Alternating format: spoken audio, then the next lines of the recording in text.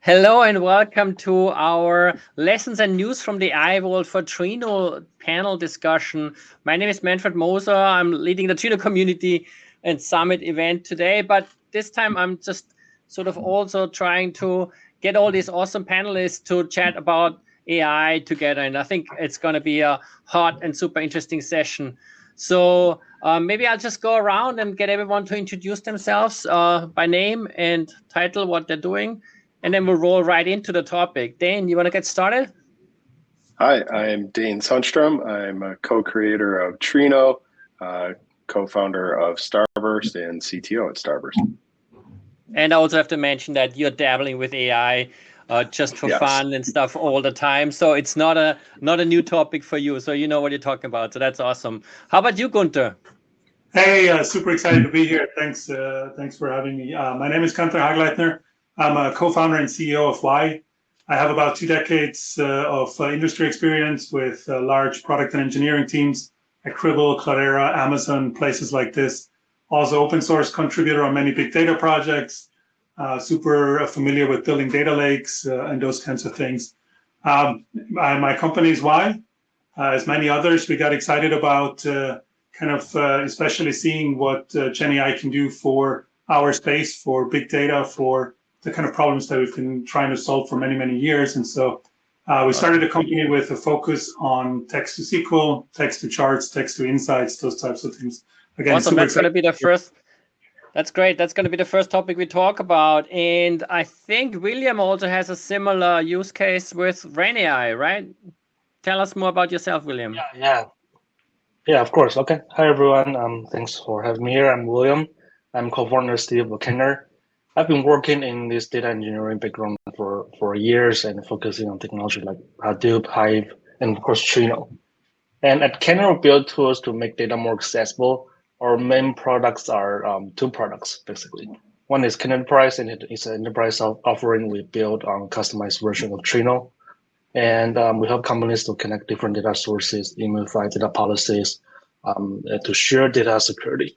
And another product is what Manfred mentioned. It's called RainAI. It's an open source SQL AI agent that helps users query databases with natural language. And both products are aimed to simplify data management and make it more useful for everyone in the company. Awesome, cool. And also worth noting, both products are also like heavily involved in the community, which is great. And I think that also applies to Wrong, although he sits on the totally different side of things because he's actually at a product company called Character AI. Wrong, tell us more about your involvement with Trino and AI and the likes. Yeah, absolutely. Yeah. Hi, thanks for having me. My name is Ron. I'm a member of the technical staff at the Character AI. So we build commercial personalization of chatbots for the mass product. So mainly what our involvement with Trino's recently has been trying to contribute some of the plugins and some of the use cases that we're currently using Trino for. And prior to Character AI, I was mostly focusing on also batch real-time big data processing engines like Spark, Flink, and stuff like that. And previously, I was working on either coming from enterprise infrastructure team also or SaaS company that basically mostly focusing on analytics and ML pipelines. So super excited about talking about this a little bit more. Yeah. Awesome, cool. So the PR you mentioned is for LensDB, which is a well-known vector database in this space. And Mustafa, how about you tell us more about your company and your role and also what you are doing with AI? I think you also have some connectors going, right? Yeah. So thank you for hosting me. I am Mustafa, founder and CEO of Pika. Pika is an embedded data management solution, especially unlike the other data management solutions, usually focusing on integrating a one company data. Pika is more focused on becoming a data management for other products. So most of our customers are usually AI companies. So we are mostly fueling and feeding data to their AI stuff. And also Trino is at the core of our technology. And so we are actually leveraging all our connector infrastructure. And also the vector database connector is one part of it. We are actually creating a very single interface for AI companies to access all the data of their customers. Awesome. That obviously takes advantage of Trino as a query engine that supports many, many data sources via its plugin ecosystem, which is pretty awesome. Yeah. Now let's discuss the first kind of obvious use case, right? Like everyone is like text-based talking to AI, and no one really knows SQL well enough to write proper queries. So why not ask the AI to write those queries for us, right? What are some of the like things why this is an obvious choice, but also maybe has some hurdles? Dane, what do you think? Is this going to be trivial to do and you just fire it over to ChatGPT, or is that not how it works? Well, you can. So I can tell you today, you can go to ChatGPT. It's pretty good at writing a Trino query. There's lots of documentation out there. It can write a Trino query in the Trino grammar. You just ask it. That said, writing a query is not a trivial activity, even for an expert. So like understanding what you're going to end up with, is it going to be the right answer, is very challenging.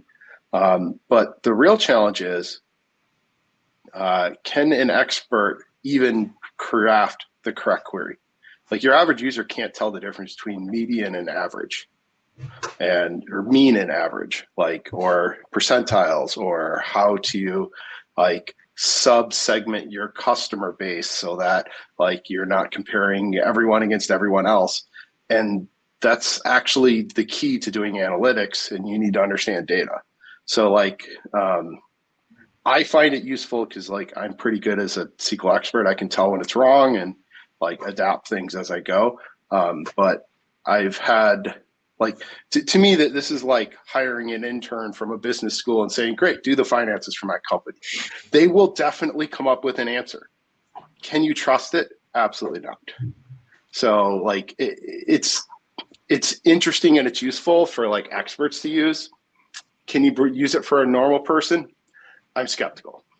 Yeah, so it looks a bit like AI is just like any other tool for a developer. You still need the developer to make the decisions, but maybe you can make it easier. Gunther, what's your experience with this? Like, since you have in Y, you have a text-to-SQL system and text-to-insight system where you probably overcame some of those issues. Yeah, I think we did. I mean, I think first of all, you're saying text-to-SQL is kind of the obvious use case. I think that's very true. I think a lot of it starts there. I think actually being able to capture or to solve that problem really, really well lends itself to kind of a whole bunch of other type of use cases that you can get into. I think we, just mentioned generative BI, workload management, automating data cataloging, a whole lot of these things. And so I think for us, this is kind of a fundamental core technology that we're super excited about because it will get us into many, many other things that we're planning to solve and that our customers are solving today. Obviously, what Dane just mentioned is very, very true. You have to kind of find ways to quantify what a correct query looks like. You have to kind of be able to bring enough context to the system to have a chance of generating something that is meaningful and correct. And we have a whole bunch of techniques that we've built that we use with our customers to tackle those types of challenges. What are some of those, Gunther? Like, I mean, I'm guessing if you're working with an actual customer, they can probably tell you these are the queries we already use. That's right. They work. Like, what else is there? Like, there's probably various things that you can work on to make this happen better. I mean, so I look at it as like a pyramid or a hierarchy of things that you need to solve. At the very bottom, there are simpler things like, broken queries, broken dialects, hallucinated columns and things like that. So you can solve those pretty well with a compiler or something like this. We generated our own kind of compiler that can speak and optimize, can speak to an LLM and can optimize query generation and things like that. Then beyond that, a little bit above that is kind of mapping, I think, semantic concepts in your domain and business, right? So we've done a lot of work. You're kind of automatically generating a knowledge graph, giving people opportunities to set up semantic context and provide additional information that can be used to generate the quote unquote correct query. Like you said, feedback and learning is super important. If you go and build a system that takes a look at the kind of queries that you've already built, dashboards that you already have, query history, and all of these things, there's a lot to learn from those systems.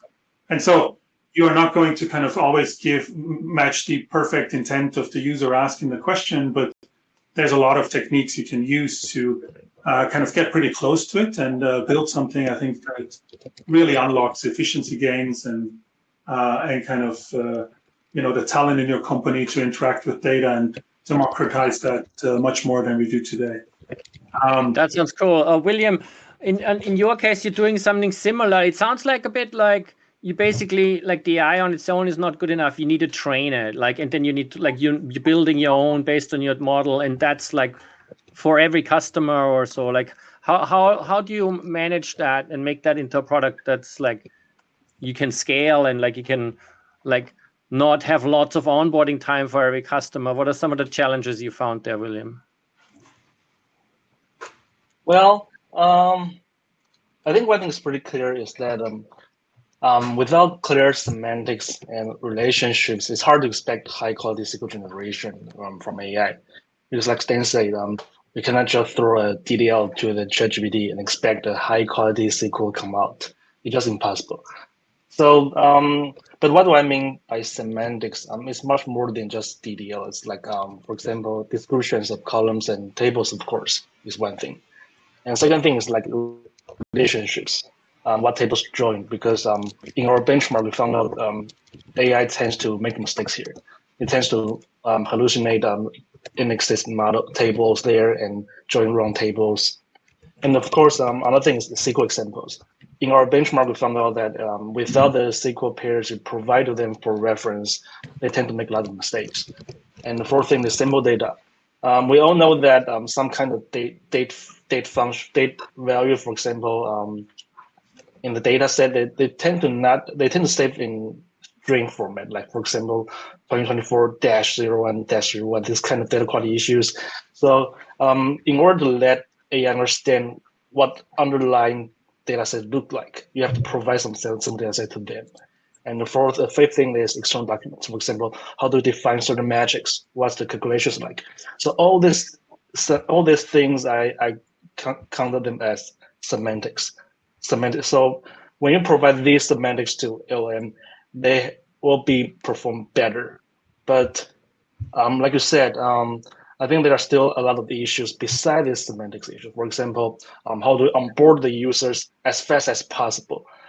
In our experience, we found out that many users get stuck defining all the relations with semantics. Because one feedback from our users, they told us that, oh, I give up using a product because defining all these exclusions for the columns and tables is too painful to me.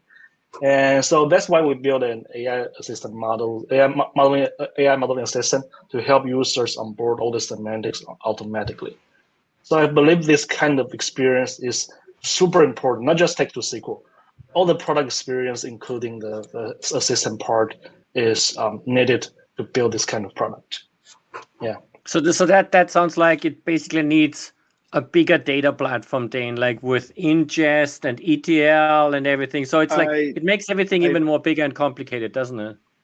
I'm not sure you need things like ingest. What he's talking about is like data cataloging, data products, semantic catalogs, etc., which you can build, and there are companies who have some fairly extensive systems like that.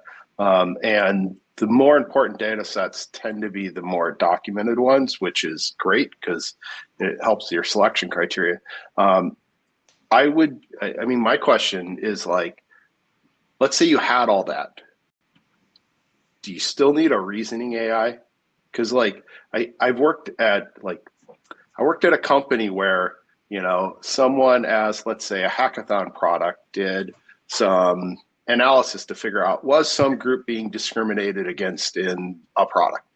And they were like, absolutely. And then you had a professional data science look at it and go, actually, you've analyzed this wrong. This group is more represented in new users, and the new users have a behavior that looks like this, and users who have been around for a long time has a behavior that looks like this. And so it looks, these are actual different behaviors, but you actually need someone to look at it and reason about the data. And I just don't think you get that without having a next generation AI that we just don't have today. And like, are these models capable of doing the next level? It's like, great, I had data. Now tell me about the data. What's interesting? Like, how does this, like, what should I look at next? Because I'm a naive user. I don't even know what question to ask next. And that's where I think that, like, to me, that's the difference between someone who can write some SQL and someone who's like a professional data analyst. They're going to go the next level and they're going to go deeper and they're going to figure out what's really happening, because it's rare that the first query is actually the right answer. Yeah, so you have to understand statistics and all that kind of stuff as well, right? So statistics, yes, but more like data reasoning. Yeah. Statistics are important to do the reasoning, but like, you need to be able to ask the next question. So I think that's certainly true. But if you take it, folks that are rolling out these technologies today that are serving, analysts like maybe compliance analysts, security analysts, or folks that are serving product and engineering managers that have kind of used these tools to generate a knowledge graph, to kind of set up the semantic context and these things. I think they will tell you that their users are getting a tremendous amount of value and efficiency out of the system. I don't take away from the fact that, these systems can make mistakes, just like data analysts can also make mistakes. And if the stakes are high, having someone in the loop to check this is not a bad thing.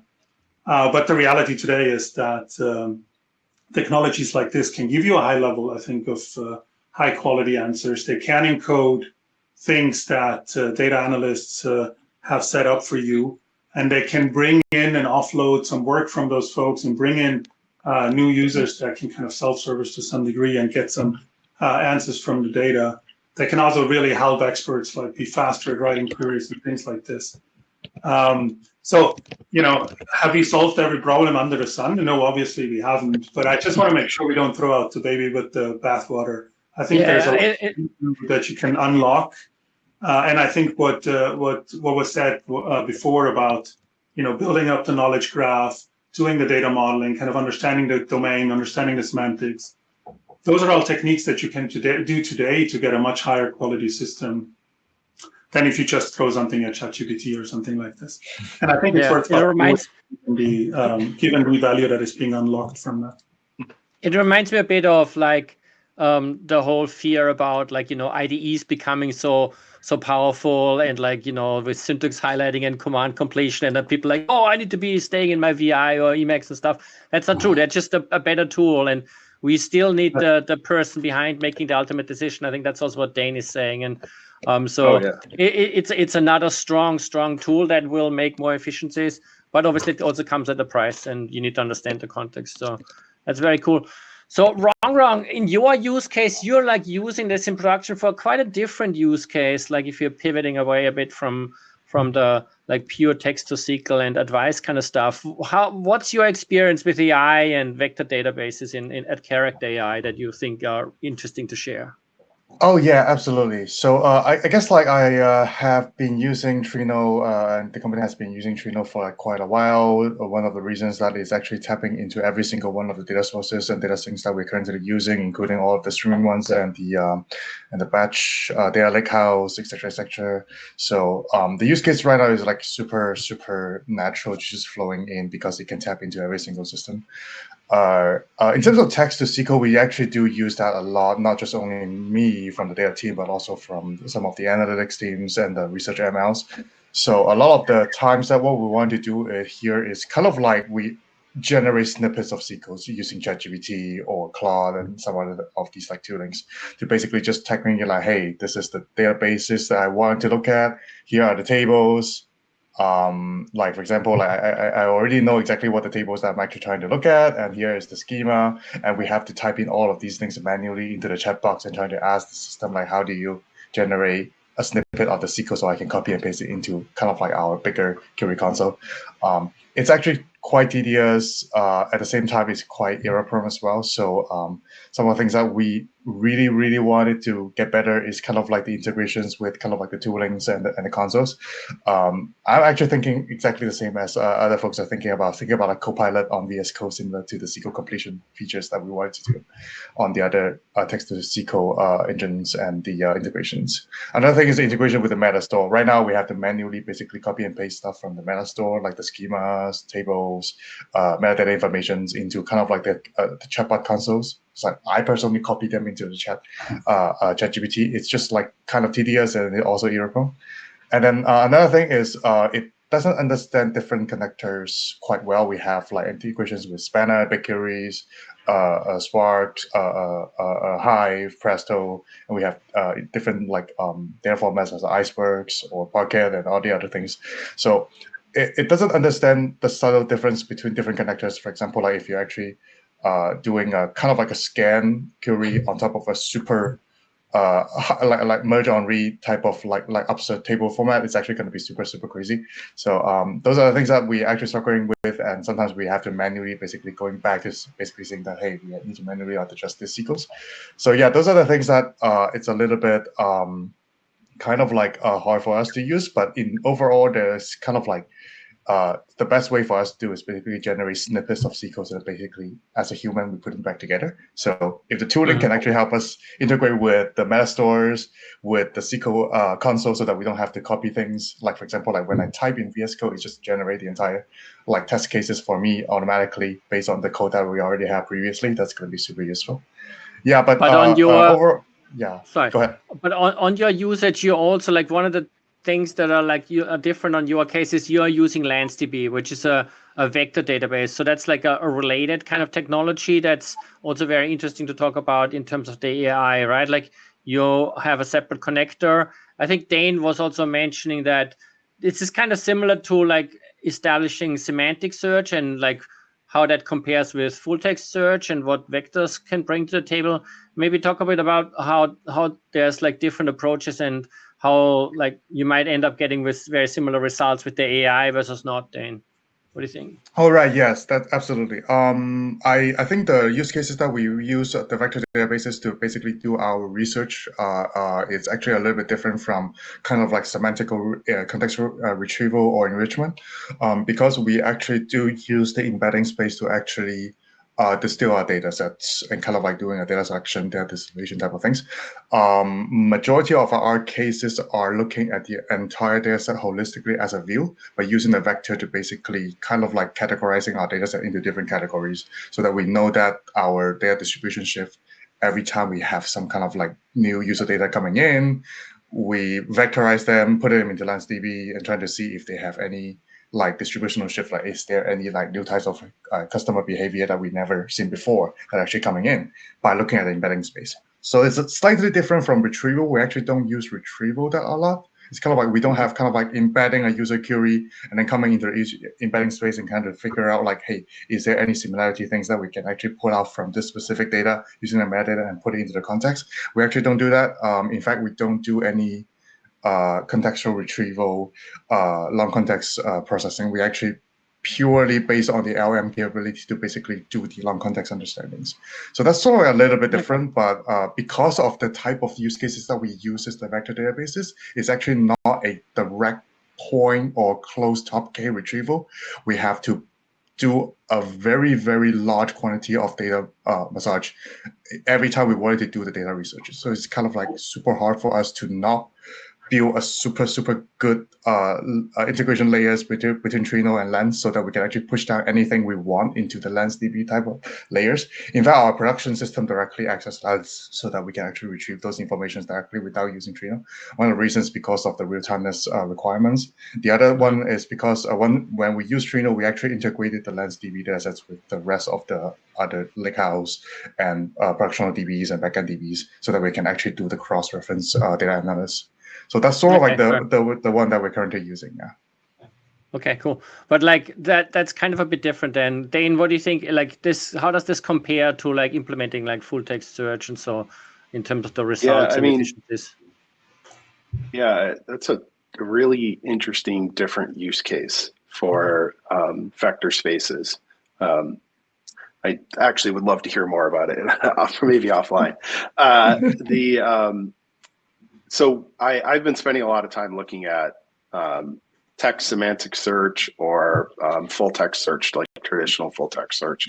And like there's quite a lot of requests for semantic search from like Starburst customers. We see it in the community. And I've implemented parts of it. I'm looking at trying to add this into traditional iceberg tables using standard Trino stuff. It's not exactly clear what direction we need to go because as Rong mentioned, like he's really relying on the ability to have everything pushed down. And I don't think that's reasonable for the main full query engine. Like when it pushed down, yes, it should be awesome. When it doesn't push down, it should still work and be reasonably fast. And so like I'm trying to figure out like what's the balance between the two in the engine. And doing vector search or let's say vector distance, vector similarity calculations provide like kind of one capability of this, like what are the documents that are similar to this in like the vector space. So what we've found and like done a bunch of research on is that like turns out that for the vast majority of people, full text search is actually close enough. Like literally if you ask for a couple extra documents, you know, you're like, oh, show me the top 10 documents. You're like, okay, to ask for 12, it's just about as good enough. No, it's for normal people. Like this is like there are obviously very specialized use cases that AI gets extremely esoteric in multiple dimensions very quickly. But for most people, I think full text search is going to be actually pretty spectacular. And we're looking at adding that also. Awesome. So Mustafa, you have also gotten just some vector database search like support added to Pika, I think. So can you tell us a bit about more like what your use cases you see and what you have done? Yeah, so we integrated vector databases because many of our users want to use in their pipeline. For example, they were ingesting data in vector databases, so they are making some queries over that. And with the coming metadata, they were actually retrieving more data from the other systems, such as data warehouses or databases, or maybe some other SaaS tools.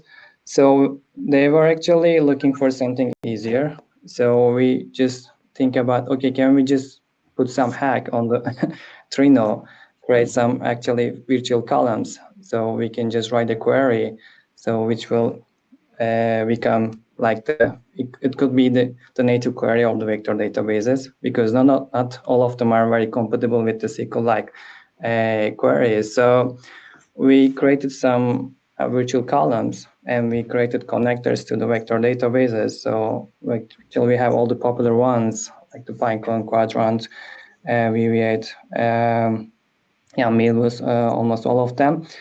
So now you can write a query that actually joins data with a vector database using their native language, and also join their metadata with the existing connectors. So since we have so many, all the connectors, almost 300, so they can now use vector database with any combination. So on top of it, yeah, also we have graph databases and full text search systems as well. So if you want to generate a RAG context for your AI application, I think we provide all of them in a single box, so you can just have access to everything in one place. And beyond that, we also just saw a very performance increase. So for example, doing that in a serial way, I think doesn't create a very interactive experience for the user. Suppose you are building a chatbot and you want to just create a very interactive experience with the user just giving answers very frequently. I think Trino makes a very good job. So I think optimizes, brings the data, make joins, and also we leverage its scalable architecture as well if the data gets bigger. So at the total, I think it's so it doesn't solve all the problems, but it's also, I think, very big bunch of the problems if we are just retrieving data from multiple data sources, and if one of them are some indexes such as graph and vector. That's cool. So that reminds me, since we go and pivot back to Trino, that's really good. We had a Trino community broadcast recently where someone hacked together some AI-related function, and I think there's a future in that, Dane. What do you think about AI functions in Trino? Oh, absolutely. They're coming. So I expect we're going to have. What we need to add are some base level functions that allow us to talk to the standard model servers. We can add functions that maybe have a model local. I'm not a big fan of that. People just don't run the kind of hardware you need to efficiently run a model on a local server. It is reasonable in some cases, but not in most. Actually, the big thing we need to figure out is which one should we be writing first, because it looks like every vendor is going to have a custom API. There's going to be no consolidation across them. So we might end up with like 4, 5, 6 of these, which is like, okay. So, but what I want to have is some low-level models, some low-level functions to talk to models, and then we can just build SQL language functions on top that take those, wrap them with a prompt, send them through, that sort of thing. But we definitely need functions for like embeddings, prompts, summarize, semantic, translation, I don't know, you name it. Like we'll have a handful of these. But yeah, absolutely. We need to have those. We also do interesting. I'm excited about that. Very cool. That simplifies a lot of things I think that we're doing today. So I'm really looking forward to that. Yeah. Yeah, I hope all of us can work together on that soon. We also built something internally to connect with the Trino as well. So mainly we are actually building kind of like relying on the LLM's capability of generating JSON structurized answers. So we can actually just use a single function called prompt. We can basically prompt and ask the LLM to using the prompt engineering to kind of like put it into plain text, trying to understand that here is the conversations that you want to process. Here is the task that you want to do, summarize, get the embeddings, retrieval, etc. And then we basically let the LM to generate only JSON structurized responses. In fact, a lot of the recent development language models like Llama and other like open source models, they're actually super good at generating, especially the instruction fine-tune version. It only generates the structured JSON results that is extremely well structured, and it actually does the back propagation to basically understand, like if it doesn't actually generate a correct response, it rejects this. So it, to be honest, in one way, it actually make our life very easy. We solve it almost like in kind of like an ad hoc query way. We can't run it in production scale because from time to time the LM fails. You actually generate a non-JSON response. It actually causes a lot of troubles that we have to manually go in and fix. But this is actually a super nice feature that we wanted to see in Trino for like yeah, that would be great if it works. So like it's pretty clear that like Amazon's going to go with their forget base something, I don't know. Anyways, Amazon's got their new APIs to be able to interact with their models. They're going to be super popular because of the privacy concerns of some of the other open models. Gemini clearly has its own. So like, and OpenAI and Claude, etc. So it's kind of like, what do we need to be able to do to like, are we going to produce functions for each one? Fine with me. Like this is one of those, like we have to just figure out as a community, like if we could boil everything down to one, excellent. That would be great, less to maintain. But I think the vendors are this is gonna be a pretty big fight between them. Yeah, they're gonna duke it out, right? Yeah. So that's also something that came up in the Trino community broadcast. One of the things you end up doing when you run these AI functions into those external engines, you're gonna have to buck up some money. So I'm sure you all have some experience with that running into these external models, or compared to running your own. And at a minimum, if you run some open source model yourself, you need the infrastructure for that. So maybe William, can you tell us a bit of like some of the things that you encountered with trying to get RenAI up and running and like supporting customers with that, and and like how you like what can you do to control the cost, and is it all worth it? Controlling the cost.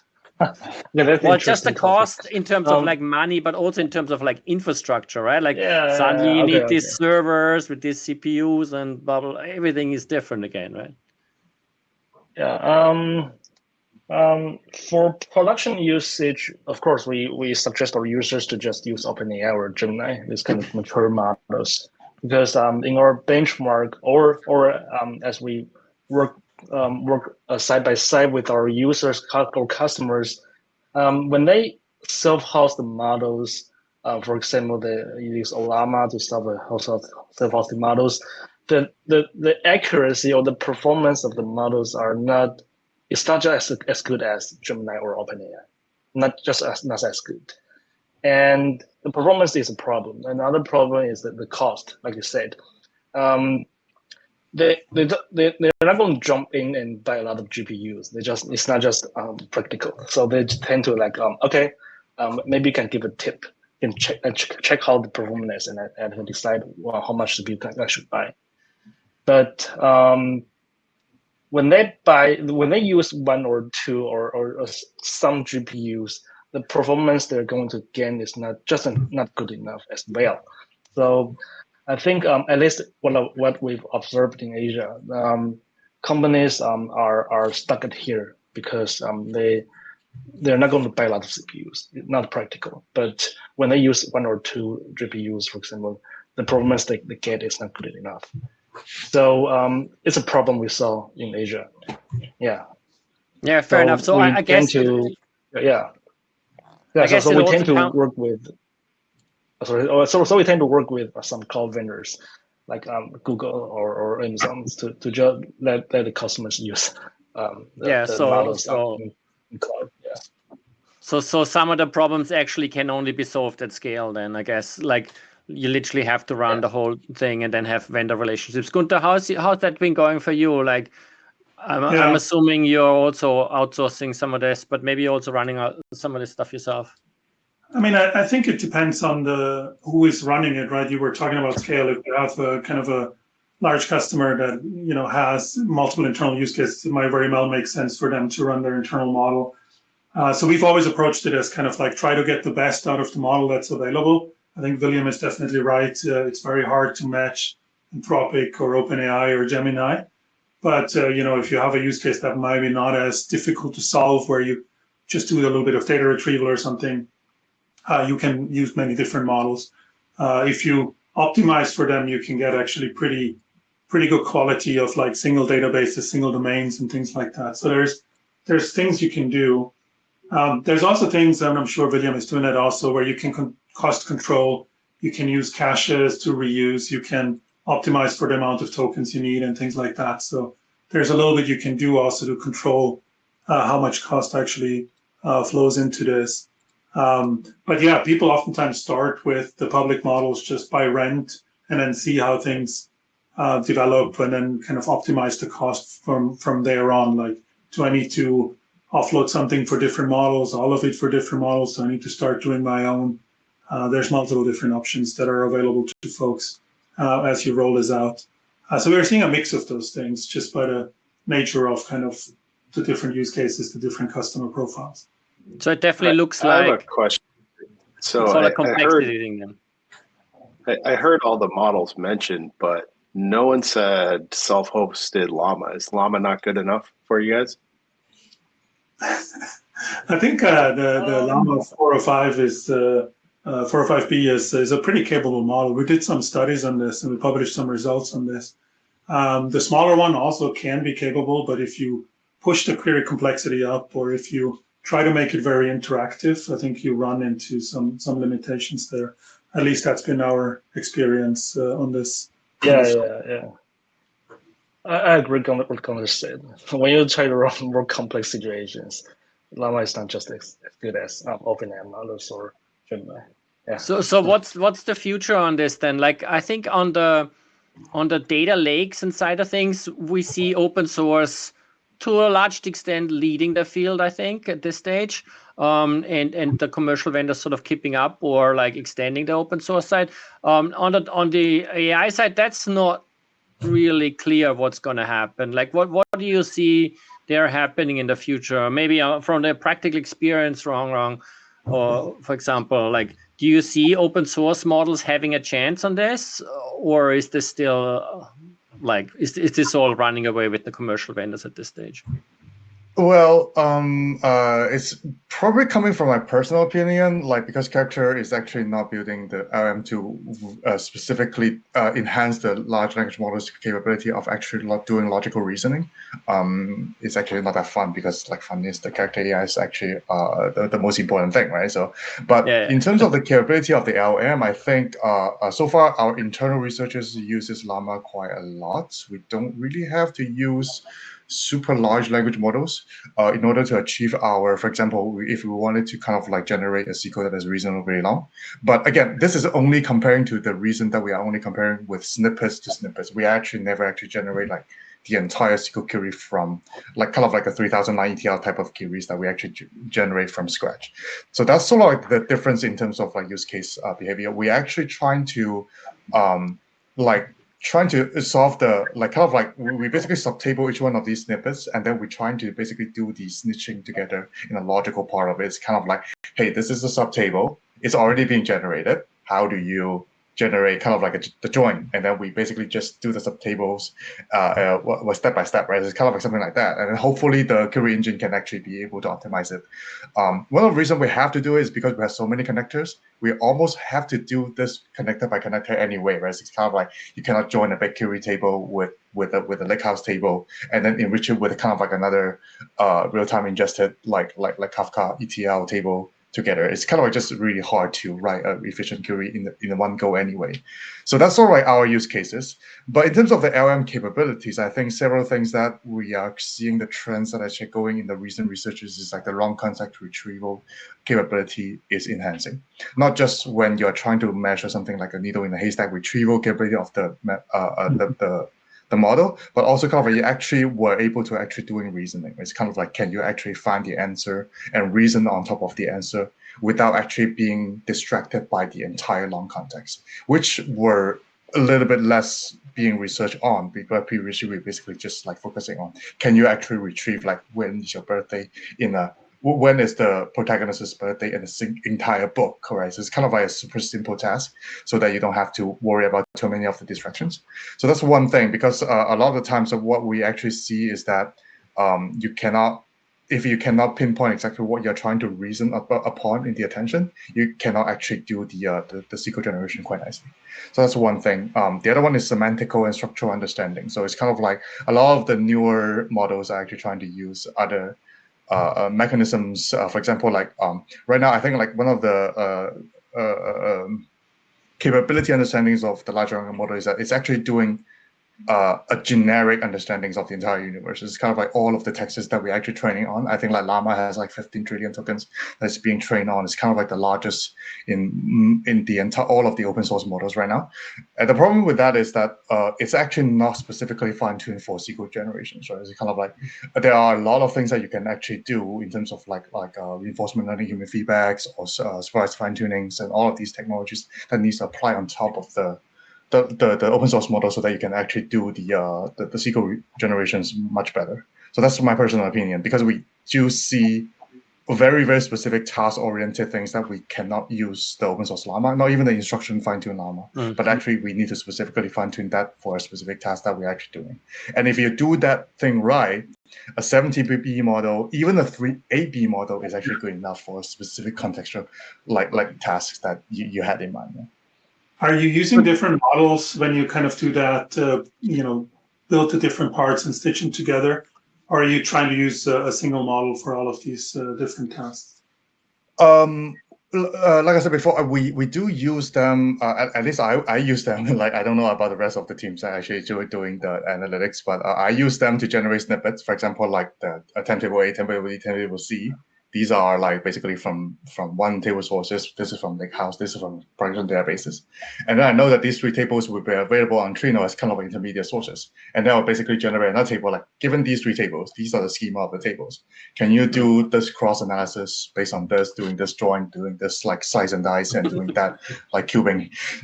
It's cumbersome. Like I need to prompt it 4 times to be honest. It's really bad, but yeah.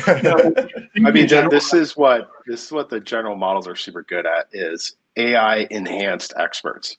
Like someone who knows what they're looking for. Like the general models are pretty good at this, where you can look at it and be like, oh, that's not exactly right.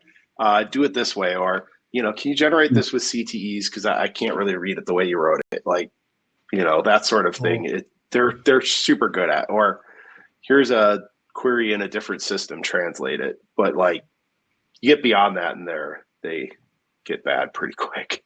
The general ones do. One thing I wanted to mention is also that. Sorry, I was just going to say, wrong, this technique that you're using of kind of breaking things apart and automating them as kind of these mini workflows, I think that's been super powerful and kind of getting some aspects of the SQL generation actually right. So I think that's a powerful technique that people should take more note of. All right, cool. I have to sort of like stop this zone now because like this is a fascinating discussion, and I think we could go for another 2 hours. But how about everyone has a last final statement, and then we'll give it back to the rest of the Trino Summit sessions that are also all lining up with super interesting content. Maybe like you want to start it off again, Dane? Sure. Last thoughts. Yeah, this is a really great topic. Like I'm interested in some more details on some of this stuff. On the Trino side, definitely we have plans to add more extensive functions. Like I think the biggest missing thing is like just having pretty good functions to be able to interact with models. On top of that, I think being able to handle text through full text search and semantic search are going to be really empowering. Using standard, like I want to put this in Iceberg somehow. I don't know how to do it, but like let's make that happen. I think that's going to be a huge enabler for like all the rest of the folks that like on here and our general community. Those are like the big things I'm really looking at for the next year. Awesome. Well, it looks like it's going to be an exciting year for Trino as usual. Lots of cool stuff happening. What about Wei or why, Gunther? Yeah, super excited what I heard here today. I think Trino is already kind of a really great platform to do this types of, text to SQL or generative BI or whatever it is. The performance, the federation, now the AI functions that are coming and the other integration. I think it's an amazing, really amazing platform to do these types of things. I'm super excited. I think we just started scratching the surface. I think there's so much more to come. I think all of these longstanding problems around, analytics, governance, security, large joins, whatever it is. I think there's a lot of things that are going to get, simplified with the work that, all of us doing here with these new technologies. So I'm really excited about this. Really excited to kind of continue the work on Trino and see what people do on Trino with it. I think the future is bright, and there will be a lot of new stuff that's going to happen over the next year. It's really a great time to be alive, I think. Yeah, awesome. Mustafa, you obviously are also participating in the success of Trino with Pika. Tell us about what you're excited about in the AI and vector world with Pika and for the next little while. Yeah, so I am also very excited about this new metadata catalogs. So I think it creates so much opportunity because from my perspective, I just put text to SQL more like between data analyst and the BI tools. So it cannot, in my opinion, it's very early to replace the data analyst, but it is more capable than a BI tool. So if you just put AI just in between those two concepts, I think we should just do lots of semantic layers. And also we should handle all the security and privacy issues before coming to AI. And this metadata catalog, I think, just will play a very big role on this new AI concept, especially on the data governance. So we are also actually betting on there too, as Pika, to just actually creating all the fancies around AI, to not to leave all the things to the LLM, to just actually great security and other things. So I think that will be a huge opportunity over there. And so we are looking at those fields mostly. Awesome. Well, that's definitely going to be an exciting topic from what I know so far as well. How about you, Wrong? What's going to be exciting on your side? Yeah, I think this is a super exciting discussion. So I didn't know that there was like so many different upfront like discussions regarding Texas sequels. In fact, that actually solved a lot of our problems. Like I wrote like a couple of like query engines before, so I understand how they actually being compiled and being done behind the scene. But to an average or even beyond average like data scientist, is going to be super hard to use anyway. So that's like super exciting development. In Trino perspective of myself, it's like it has been the most capable engines that I have been using in many of our companies, especially in character. And the connectivities and then the abilities that actually can be integrated with like different type of toolings right now is like super awesome.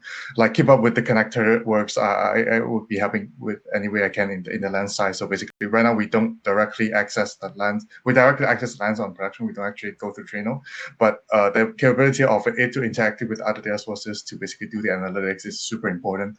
The reason why we use is because we need to make sure that whatever that we see doing training or doing inferences or doing actual fine tuning, the data set that we currently access without going through Trino is analyzable, categorizable, and basically being able to visualize and reason beyond. It's kind of like, is it versioned correctly? Is it exactly what you're trying to see? How about connect with different data backend databases and trying to basically correlate them and see if they works? And that's one of the reasons why also we use the embedding as well. Is it's kind of like the connectivity and the extensibility is super nice. And I'm definitely looking forward to the iteration with LLMs. I mean, we hack it our way in just because like I plug in both of these. Like we have our own UDFs to do the prompting, we have our own UDFs to do the LensDB connections. It hasn't been merged to main, but we already put them into production right now in our internal systems. So the pluggability is like so nice that I don't have to worry about things. In many ways, it's like so super nice. So super excited about this. Awesome, cool. William, what about you?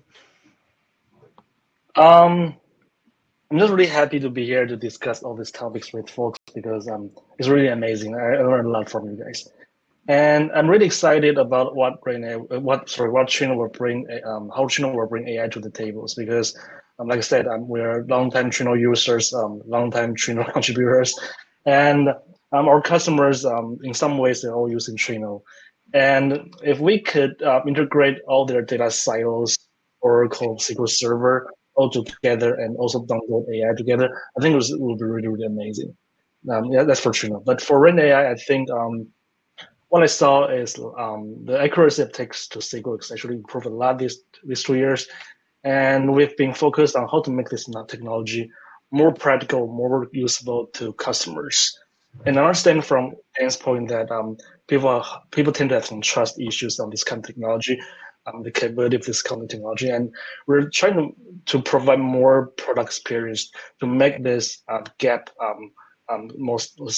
smaller. For example, provide things like break the SQL down to CDEs, different steps to let users understand what the transformation steps are.